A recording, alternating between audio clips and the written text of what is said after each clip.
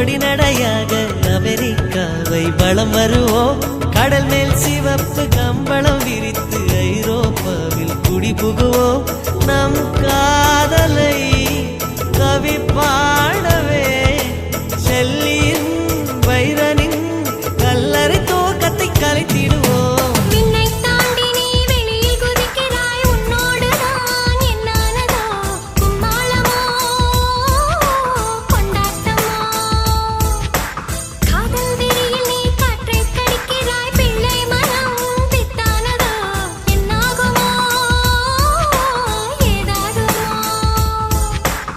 வாடை காற்றுக்கு வயசாச்சு, வாழும் பூமிக்கு வயசாச்சு.